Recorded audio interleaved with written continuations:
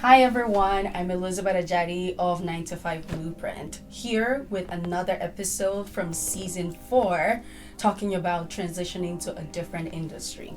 And today, I brought my friend, Akolade Oshinusi, to the studio because he recently transitioned to a different industry similar to me, so that we could just talk and share about our experiences, what we did, how we were able to make that smooth transition. So first and foremost, I want you to introduce yourself, tell people who you are, general idea of what you do, and we'll go from there. Well, thank you very much for having me. You're welcome. I'm excited to be on the show. I've been watching the last 3 seasons, and it's an honor and privilege. So thank you very much. I work in the financial services industry presently. Okay. I'm a senior technical program manager. Okay. So basically, what that means is with a lot of our implementations. I am the person managing those sorts of programs. We call them programs instead of projects. Okay. Mostly because we work with a lot of larger scale companies. And so the program would involve, different facets of APIs and different sorts of technical implementations that we need to do to achieve a common goal.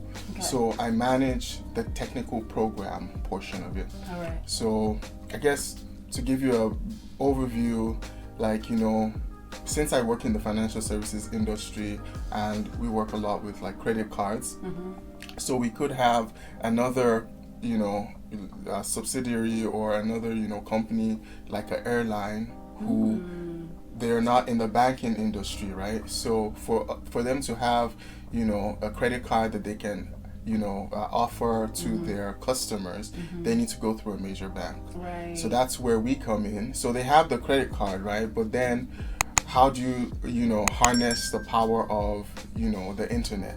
How do they log on, into their accounts? If it's an account that has benefits such as, rewards and, rewards that you can use for shopping, whatever it is, how do they access and view those on the digital space? So that's where I come in. So we have these large scale partnerships, but they have different, layers of what is it that's going on. So that's what I do. So you control the back of the house. Well, I wouldn't say it that well. I have a boss and he has a boss, but yes. You're within that scope. Yes. All right, cool. That's so interesting. Sometimes we see these titles, but you never really know what they're engaged in, what they're doing. So it's really nice to be able to understand from the back end. So, now that we know a little bit about what you do, what did you do previously before you got into this industry? What's your career background? And you're in the financial services industry now. What industry did you work in prior to this? Yeah, so prior to this, I worked in the medical industry. Okay. The firm I was with, what they do is they provide, medical infrastructure, I would say, operating beds and, the stethoscope, not the stethoscopes, but the endoscopes and the things that they use during surgery. Nice. So I worked in the technical space in that. And what I mean by that is, so for example, one of the applications that I worked with, it follows, throughout it's called the perioperative process, but it's a surgical term, meaning that it's from the moment you step into the hospital up until, up until when you're discharged for a medical procedure.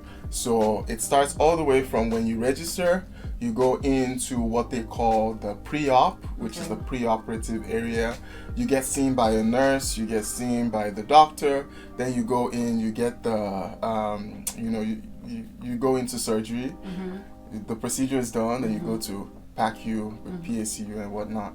But the point I'm getting to is that a lot of these things, right, are milestones that in the medical industry would take, it's chaotic. Yeah. So we had a bunch of different, applications that we had that would help track these milestones and then provide updates to the patient family, provide updates to, members of the family. So your friend could be having surgery in Canada, and let's say they're a close friend. Instead of you having to, call them, email, you're getting these updates on your phone. So I work specifically on the technical API implementations.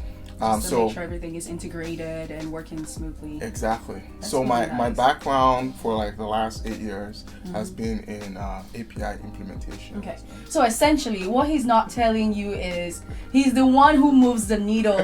You don't see his face, but he's making moves on behalf of people and making all these really, really nice changes that make your life smoother, basically. If in layman terms. Yes. So what prompted this industry shift, like healthcare to financial services? I moved from healthcare to real estate. I mean, don't even ask me, that's for a later episode in this series. But what prompted this move? It's the same old, when you start doing something for too long and you just feel like, okay, this is it. There's no more. Where's the ceiling? You can't, you've seen the ceiling, you're close to the ceiling, and it's like, this can't be all there is to this. When the job that you're doing, you know that there's more out there and you can get more satisfaction out there. That is exactly what prompted it. I'm sure you probably had a similar experience. Right. But yeah, it's about, identifying that feeling, identifying if in the company that you're in, if there are other positions that you could, move to, like internal mobility opportunities. Right. And if you can't find that in your company, if you can't find that in the industry, then move out. Okay, nice. I mean, he mentioned internal mobility right now, and we actually did an episode in season 3 about that, so I can link you guys the video to watch. But that's one of the things that I share with 9-to-5ers, really is you need to know yourself, you need to identify where you are, you need to understand the skill sets that you have right now and what's the next level for those skill sets. So continuous self-awareness. Just because you're in a job that's really great does not mean that's the end all be all for you. There's always something else to conquer, and as typical Nigerians, we're always one step ahead of always wanting to get to the next level, but keeping in mind that we need to acquire skill sets in order to get there, not getting too complacent. So what is that learning curve that you've had to deal with? Massive. It's difficult. It's a steep learning curve, because if you have so much experience in one industry and you shift to the complete opposite industry, you have to start from scratch. So how did you prepare yourself?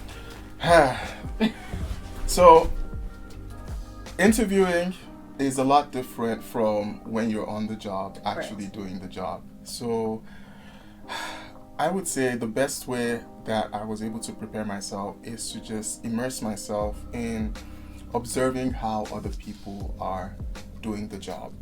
What are the processes that they're taking? How are they going from point A to point B to point C?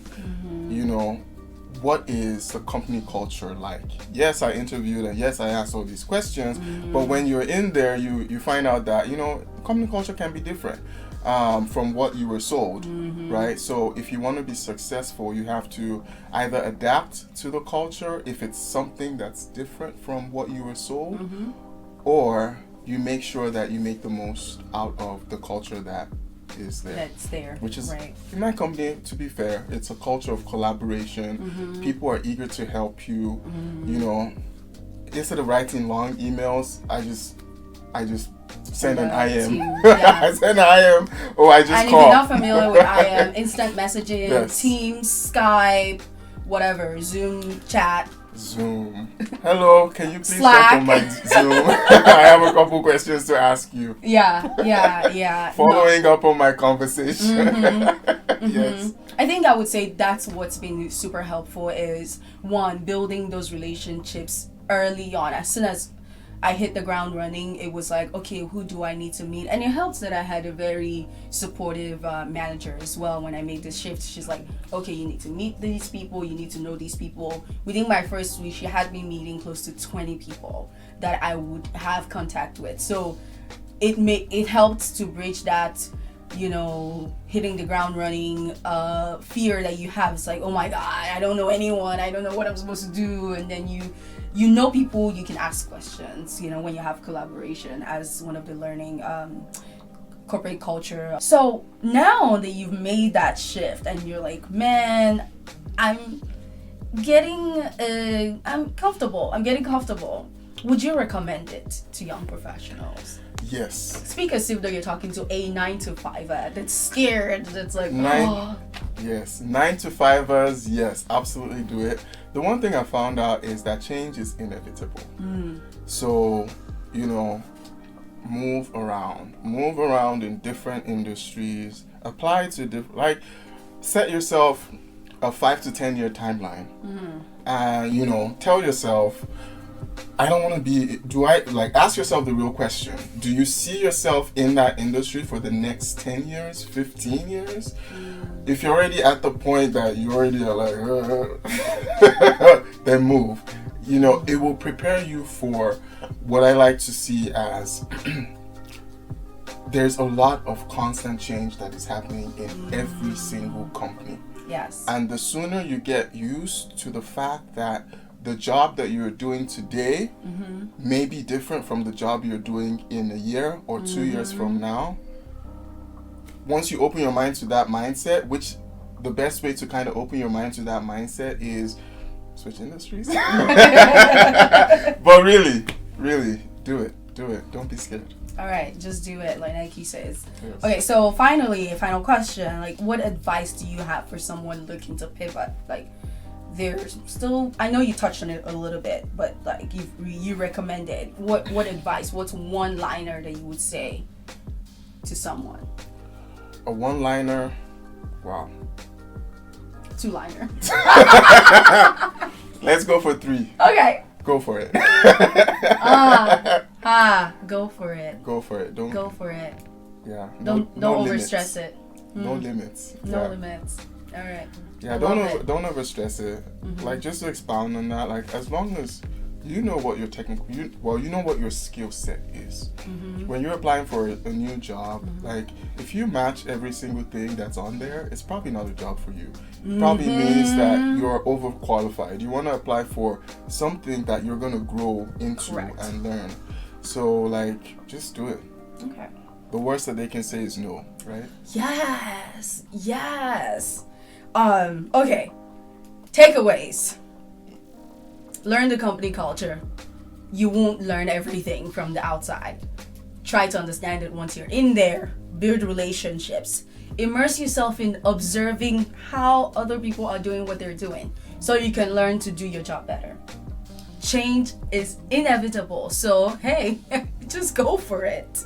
Set yourself that timeline of like, I will stay here this long, learn as much as I will, and decide what my next step is. 1 year, 2 years, 3 years, whatever works for you. There's no limit. You just have to go for it. So, that being said, thank you so much, 9-to-5ers, for joining us on another episode in season 4. See you next time. Don't forget to like, share, subscribe to YouTube.